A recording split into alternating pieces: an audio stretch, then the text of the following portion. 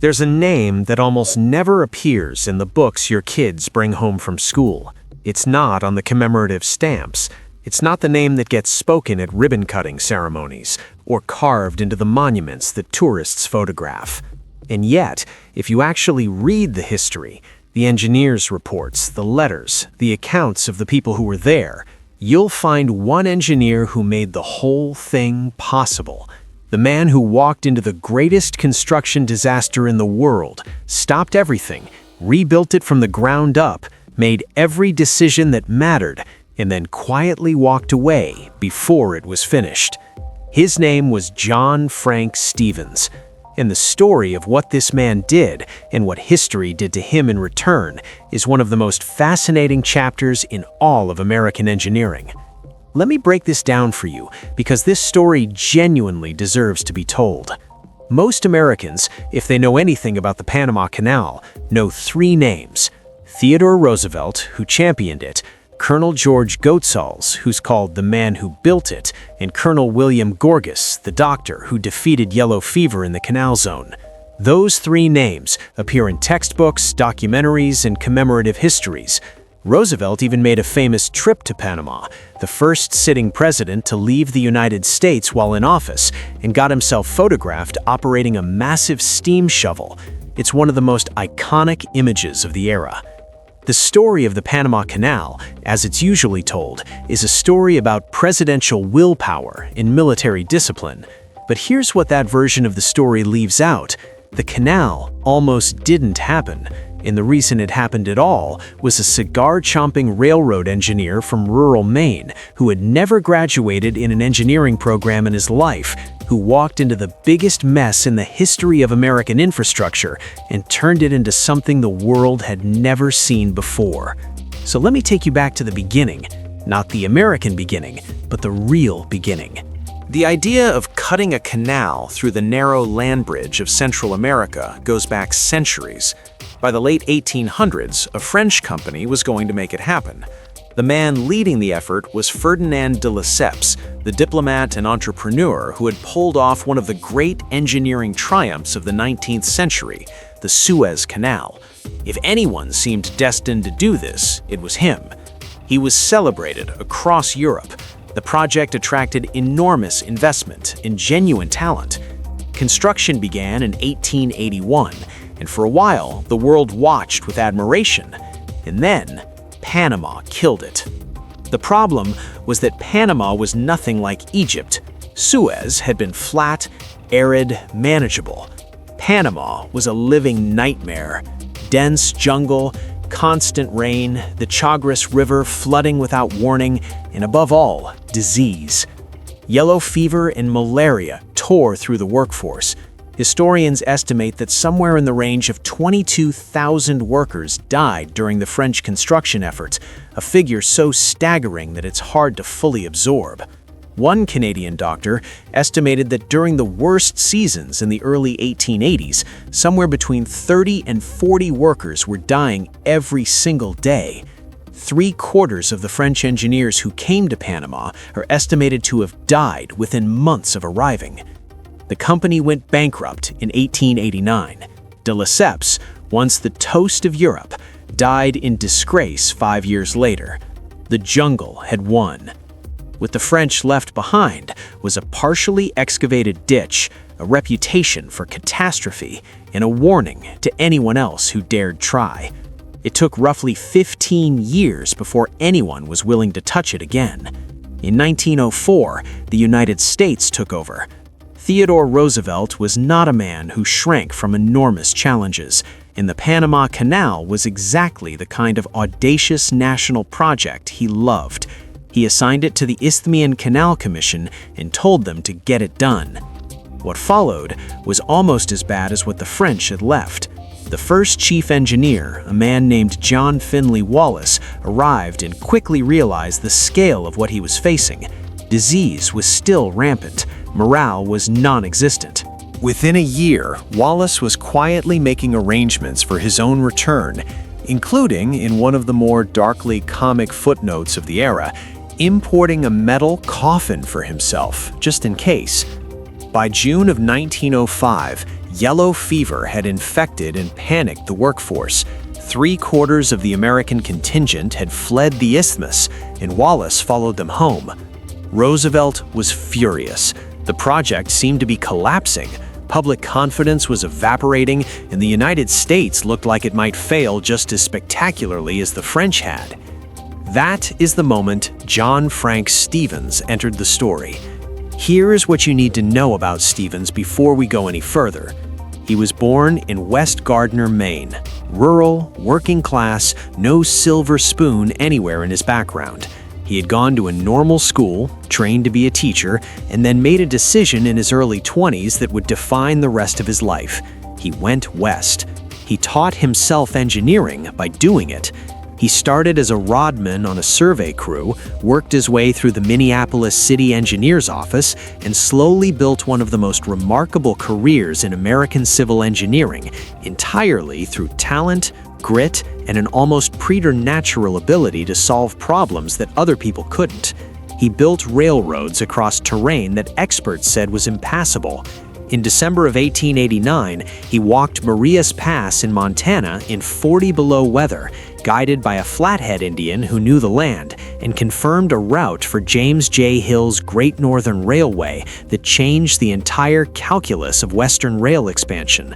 He found Stevens Pass through the Cascades, which still bears his name. He built over 1,000 miles of railroad for the Great Northern, reorganized other major lines, and by the time Roosevelt came looking for someone to save the Panama Canal, Stevens was widely considered the finest civil engineer in America. Railroad magnate James J. Hill, whose judgment in these matters was impeccable, recommended him as the best man for the job. Stevens accepted, but on one condition. He had to have, in his words, a free hand in all matters. Roosevelt agreed. Stevens arrived at Cologne in late July of 1905, looked around at what he'd inherited, and made a decision that surprised nearly everyone. He stopped digging. Think about what that meant. The entire political weight of the Roosevelt administration was behind this project. Congress was watching, the public was watching, the newspapers were watching. The United States had committed enormous resources to building this canal, and here was the new chief engineer, and his first major decision was to tell everyone to put down their shovels. He was absolutely right. Stevens understood something that his predecessors had missed. The problem wasn't the excavation. The problem was that there was no foundation on which to build anything.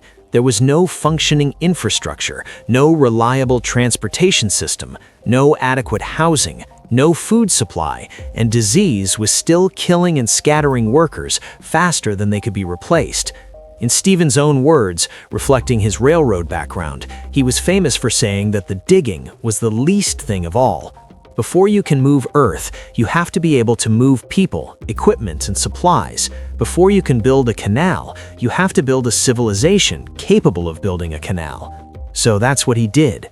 Stevens turned the project into what was essentially the largest logistical operation the United States had ever attempted outside of wartime. He and his teams built thousands of structures, housing for workers, machine shops, warehouses, commissaries, schools, churches, hospitals. He overhauled the Panama Railway so it could actually handle the staggering volume of excavated earth that would eventually need to move. He improved the food supply and ensured that workers, many of whom had been barely surviving, were fed properly and housed decently.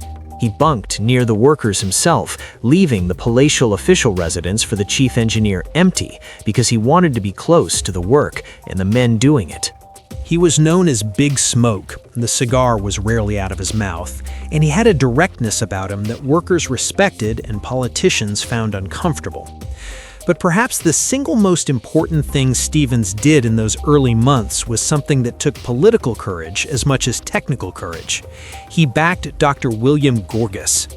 Gorgas was the chief sanitary officer, and he had a theory that yellow fever and malaria were spread by mosquitoes, a theory that had been gaining scientific support but was still considered controversial, even absurd, by many establishment figures, including the members of the Canal Commission. The commission wanted Gorgas fired. They thought he was wasting time and money chasing insects when the real problem was general filth and bad air. They lobbied Roosevelt to remove him. Both Roosevelt and Stevens refused, and Stevens threw his full organizational and logistical support behind Gorgas's eradication program. Workers drained swamps, buildings were screened, standing water was oiled, fumigation teams moved through neighborhoods. It was one of the most aggressive public health campaigns in American history up to that point, and it worked. By the end of November 1905, just months after Stevens had arrived, there were no more deaths from yellow fever in the Canal Zone. An epidemic that had destroyed empires, killed tens of thousands of workers, and destroyed the French effort was, for practical purposes, eliminated. Now Stevens could dig. But before the real excavation began, Stevens faced the defining engineering decision of the entire project. What kind of canal would this be? The original plan, which the French had also attempted, was a sea-level canal, a simple cut through the isthmus at water level, like Suez. The majority of the Canal Commission still favored this approach. Stevens disagreed, and he fought for an alternative plan with everything he had. He believed the right approach was a lock canal, one that would use a series of massive locks to raise ships up to an artificial lake created by damming the Chagres River at Gatun, carry them across that lake, and then lower them down to the other ocean. His argument was both engineering and practical. The sea-level approach would require moving vastly more earth through some of the most unstable terrain on the planet, would take far longer, would cost far more, and leave the unpredictable Chagres River as a permanent threat to operations.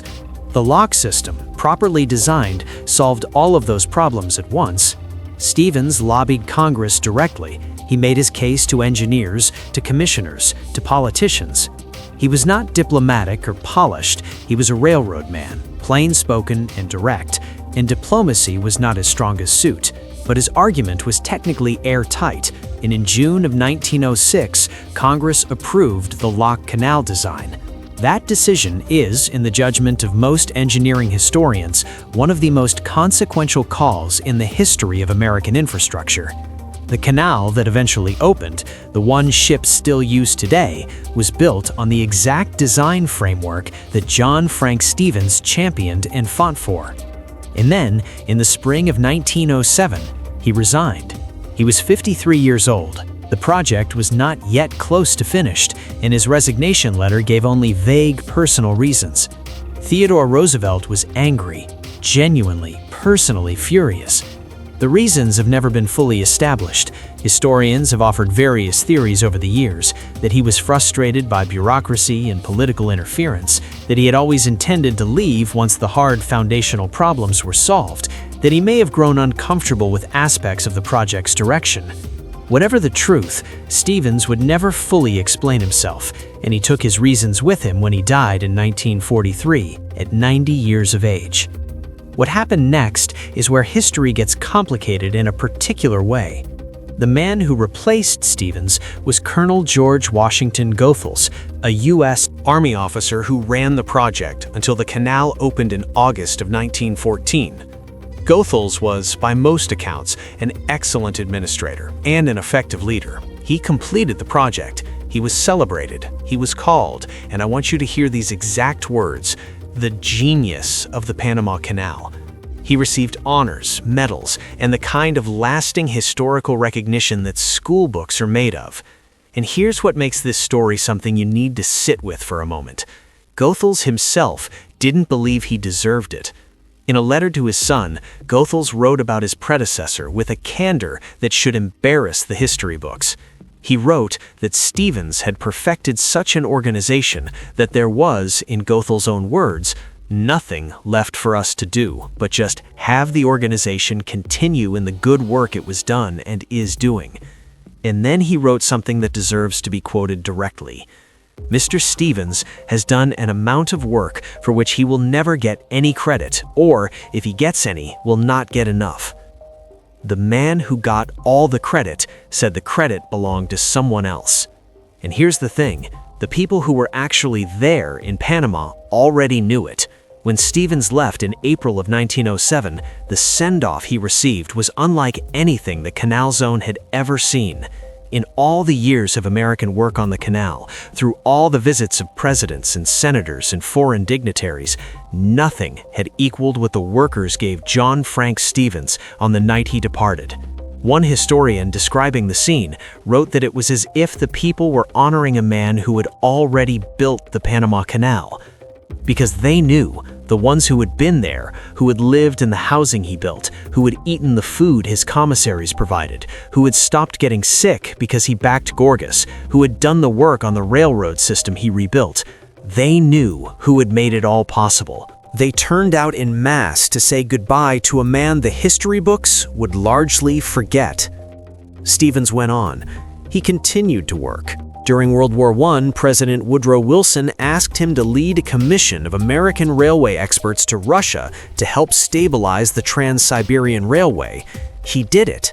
He kept working as a consulting engineer into his 70s. In 1930, the Franklin Institute awarded him the Franklin Medal, one of the most prestigious honors in science and engineering. There is a circle in Panama still named for him, Stevens Circle, a quiet tribute that most people who visit the canal have never heard of and wouldn't think to ask about. And here's what gets me every time I think about this story. It's not the lack of a statue or the absence from the textbooks, or even the fact that the man who finished the job got the nickname Genius of the Panama Canal, while the man who made the job possible is barely a footnote. What gets me is the Goethals letter. Because Goethals knew. He told his son in private correspondence that Stevens would never get enough credit. He predicted it, and he was right. The history unfolded exactly as he feared, and the man who arguably understood Stevens' contribution best was unable, or unwilling, or simply powerless to change the story that the public would remember. America built one of the greatest engineering achievements in human history. The Panama Canal transformed global shipping, shortened voyages that once took weeks by months, and cemented American technical prestige in the early 20th century. It is genuinely a source of pride.